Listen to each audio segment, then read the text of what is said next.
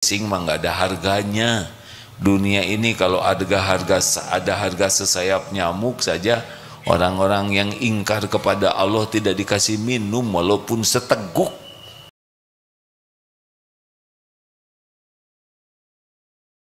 Itu ada sebuah video bapak-bapak mau bunuh diri di rel kereta api.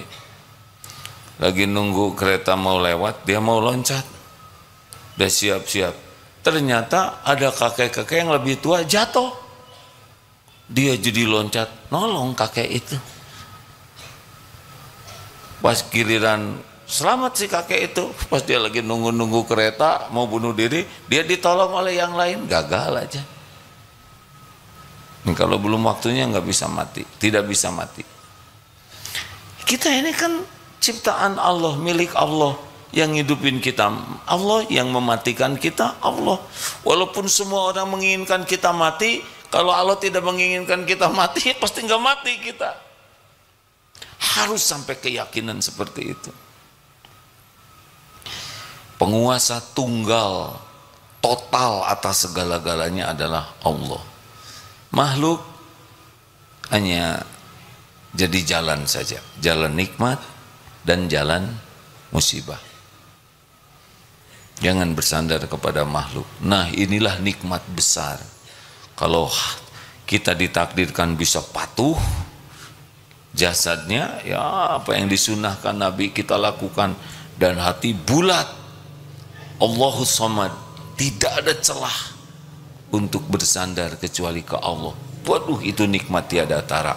Dan selain tenang, Allah cukupi ketenangan, Allah cukupi ide, gagasan, pikiran kita nanti oleh Allah akan dibimbing mengeluarkan ide-ide cemerlang. Kalau bicara juga walaupun tidak muluk kata-katanya tapi bertenaga. Rezeki udah nggak usah ada risaunya lah. Kalau orang sudah yakin kepada Allah, wa may yatawakkal 'alallah fahuwa hasbuh.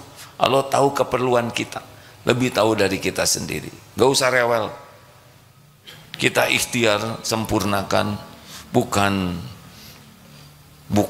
agar Allah ngasih, kan Allah udah tahu kapan yang terbaik bagi kita, ya. Kita ikhtiar amal soleh, gak akan meleset waktunya. Gak usah ditunggu-tunggu. Allah sudah tahu kapan waktu paling pas. Gak usah, aduh kita rugi 3 juta nih, harusnya dapat 10 juta, sok tahu ya nggak. Kalau Allah ngasih segitu ya segitu. Yang rencana jangan dianggap udah pasti rezeki kita. Waduh, keduluan nih, hanya selisih 5 menit keburu dibeli orang. Ya nggak apa-apa, kalau rezeki dia pasti dia ngambil. Kenapa kita makin kecewa? Selisih 2 menit. Makanya diselisihin 2 menit juga oleh Allah. Tuh, gara-gara macet. Enggak, emang macet itu supaya dia dapat yang lain gitu. Seperti ada yang waktunya meninggal, mau ke sini, dokternya lagi nolong yang lain, dibawa ke ICU penuh. Semuanya jadi serba terlambat, jadi aja meninggal. Sebetulnya tidak terlambat karena memang beliau akan meninggal. Jadi syariatnya itu untuk kesembuhannya memang jadi nggak ada. Dah gitu hidup mah. Harus yakin hadirin. Kalau enggak capek hidup ini.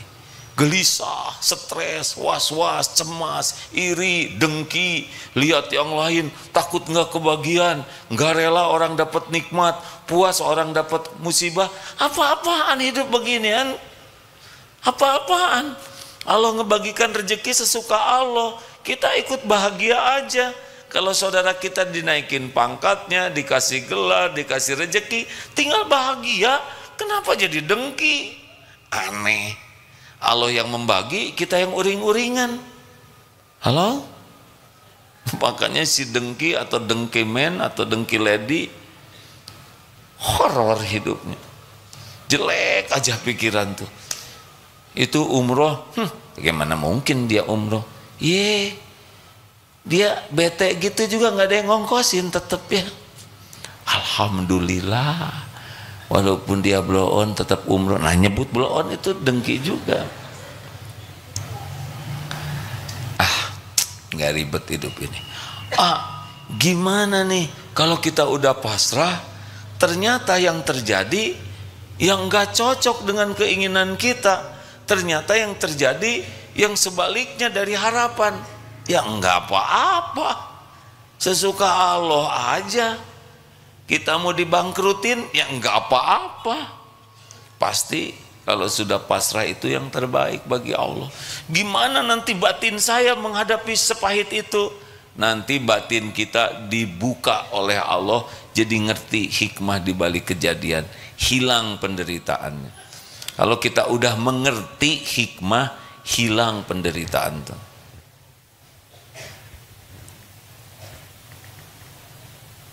Sudah segitu saja. Saya lihat sudah ngangguk semua. Jelas hadirin? Sudah. Padahal saya belum selesai menjelaskan, tapi udah jelas. Maaf ya. Serba salah, ngomong belum jelas, disangka bodoh, ya enggak? Terima kasih hadirin sekalian. Jadi kalau mau iri, irilah kepada yang diberi nikmat, jasadnya patuh, hatinya tawakal. Itu yang kita iriin, jangan iri casing ya. Casing mah nggak ada harganya. Dunia ini kalau ada harga sesayap nyamuk saja, orang-orang yang ingkar kepada Allah tidak dikasih minum walaupun seteguk. Saking dunia ini nggak ada harganya, mau berapa triliun sok dikasih tek-tek, nggak akan dilihat oleh dia. Benar? Ada teman saya yang kaya, uangnya ratusan miliar. Buat saya kaya itu ya. Mas pernah lihat nggak uangnya? Enggak. Ditaruh di mana? Di bank. Lihat nggak? Enggak. Megang nggak? Enggak. Pakai nggak? Enggak juga. Terus jadi gimana? Kan ada catatan. Catatan mah gampang. Mau saya bikinin kan? Dan bila lagi sakit ya, sakit gula, nggak bisa makan nasi. Ini yang nggak jelas rezekinya, nasi 2 bakul habis. Beliau nggak boleh makan daging, kolesterol tinggi. Ini segala aja direbus ya, telan. Udah nggak usah pengen kaya lah. Pertama belum tentu ada takdirnya ya. Yang kedua nggak penting jadi orang kaya. Yang penting tiap perlu bukan ada Pak cukup, ada juga kalau nggak cukup stres ya kan. Qad aflaha man aslama wa ruziqa kafafan wa qanna'ahu Allahu bima ata. Amat sangat beruntung, bahagia yang diberi hidayah Islam, rezekinya cukup dan puas dengan apa yang Allah berikan. Kalau kita puas dengan yang ada, kita jadi nggak agresif dong. Dengerin ya, Rasulullah itu qanaah sallallahu alaihi wasallam, para sahabat qanaah, dikasih lain. Kita diberi itu bukan harus selalu ingin. Kita diberi tambahan, tidak harus selalu dengan obsesi atau apa. Enggak, kita qanaah juga ditambah nanti oleh Allah. Beneran. Kan udah janji. Tapi kalau saudara mau agresif terus, sok aja. Azan lewat, rapat lagi azan, selesai dulu. Rapat baru sholat. Hai, apa-apaan ya.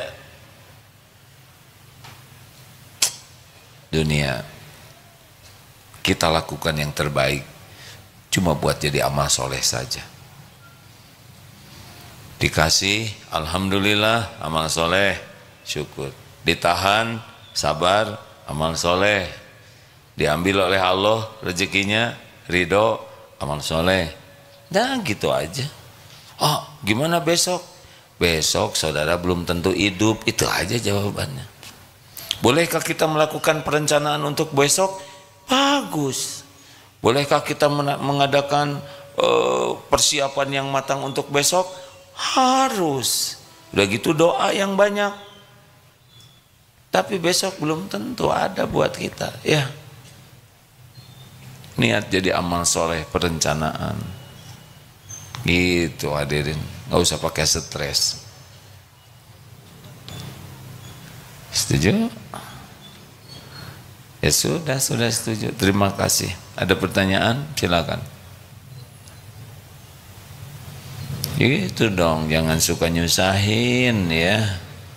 Udah, diam aja. Walaupun ada yang mau ditanyakan, kasihan udah capek dari tadi gitu. Jadi jamaah deh jangan bikin masalah baru ya. Buat tamu nih, tamu mau nanya enggak? Nanya apa? Siapa namanya? Agim. Beres gitu. Kalau nanya tuh yang ringan, sederhana. Ada pertanyaan serius? Tidak?